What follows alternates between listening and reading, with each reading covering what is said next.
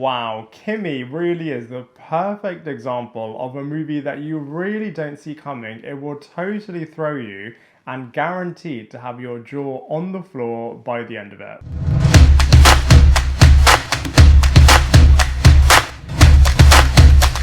Hello everybody, welcome back to my channel Lifestyle Critic. I hope you're having a brilliant day. So in this video we are going to be reviewing the brand new movie Kimi, which is a psychological thriller movie directed by Steven Soderbergh, who also directed the fantastic Ocean's trilogy and last year's No Sudden Move. Now this is such a great movie also. It's a bit of a slow burn movie, so in the beginning you're going to be like, what on earth am I watching?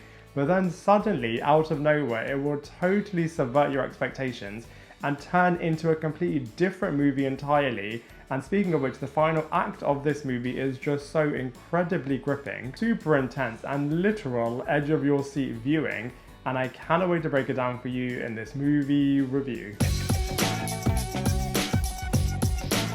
So this film is really timely as it is set during the COVID-19 pandemic, and we are focusing on a tech worker who is an agoraphobic character who is called Angela, which means she is really struggling with the idea of returning back to the outside world, and you can really feel all of the anxiety that this character is going through. One day she is listening to customers' streams using the Kimi product, which is basically this universe's version of Siri and Amazon Echo, and she very disturbingly hears a bit of a sexual harassment case and wants to report this to her corporation, and the film then explores the absolute chaos and carnage that occurs when this character is trying to do this, and in turn really puts a bit of a magnifying glass up against corporations, especially tech corporates. Now from a positives point of view, this movie has an absolutely incredible supercharged final act. Like I said, the first two acts of this movie, you're kind of wondering what you're watching, but then suddenly out of nowhere it just brilliantly turns into this non-stop chaotic action movie,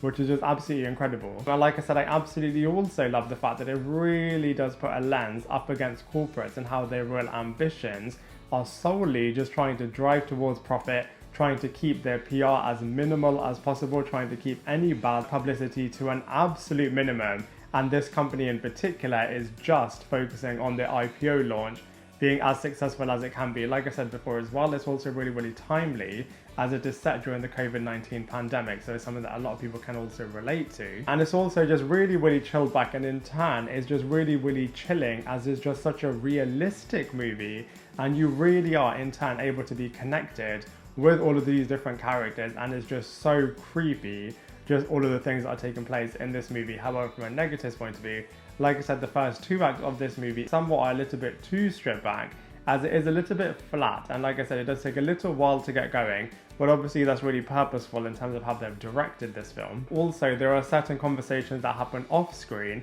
and it would have been absolutely brilliant to kind of see what on earth these corporates are saying behind closed doors. I feel like that would have been really fascinating. And whilst it does take a little while to get going, that is totally purposeful, as the final act of this movie, like I said, you really don't see it coming, and it really does smack you in the face in the best possible way, and it is just so shocking. And it's one of those classic movies that you'll be thinking about a lot way after you've even watched the movie, which means that from a storyline point of view, I feel like actually it's really successful.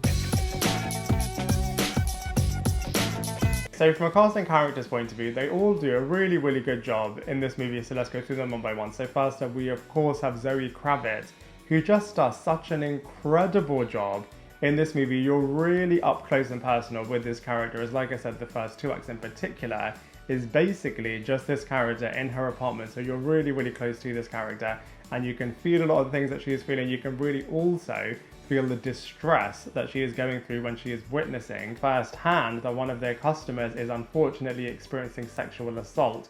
And I just feel like the distress that this character is going through, and just the urgency with which she wants to just get her corporation to take this seriously, is just so powerful. And from a character growth point of view, where this character is in terms of the beginning of this movie, in terms of suffering from an incredible amount of anxiety and just needing really desperately also from a medical point of view to go to the dentist, but actually the fear is just so overwhelming for this character, compared to where she is by the end of this movie is just so triumphant and so incredible. And I just feel like from a character arc point of view, the Angela character just goes on such a brilliant journey, And I just feel like Zoë Kravitz just plays all of the different aspects, and there is a wide range of emotions and brilliant physical acting on that point as well. It's just so good, and I'm now really excited to see her donning the role of Selina Kyle in the upcoming The Batman movie as the Catwoman character.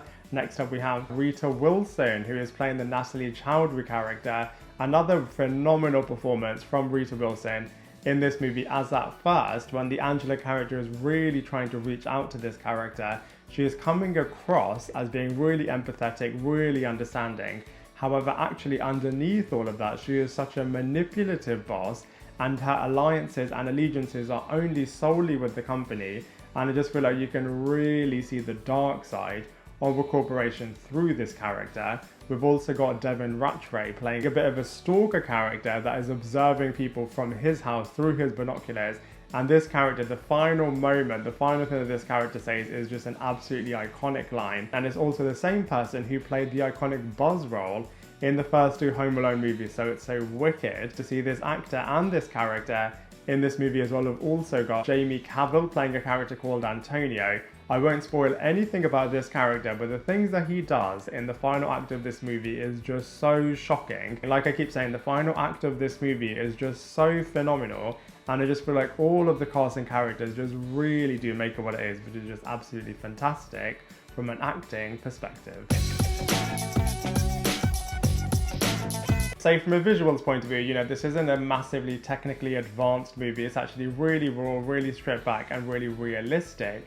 And in turn, the fact that it is so stripped back is just so chilling and just so creepy, as it literally, you do feel like this could happen to somebody next door. And in turn, it is just such a terrifying movie. Speaking of next door, this movie is predominantly based in one apartment, but then in the final act of this movie, we do kind of get out of this apartment and you do get to see the wider Seattle city, which is really cool. I do feel like they could have done a little bit more with the Kimi technology, but it does kind of serve its purpose. And speaking of technology, I feel like people that are really fearful of people spying on them through their technology, God, I feel like this movie really will massively increase that, as you're able to really see that people are able to exploit technology so much. For example, identifying exact locations of where people are, sending people silent SMS messages, and then having massive location tracking on them, seeing all of their search history, being able to get into their emails, seeing all of the communications that they're taking place, all of the facial scanning, all of the kidnapping scenes. God, I feel like the protesters that were there in the open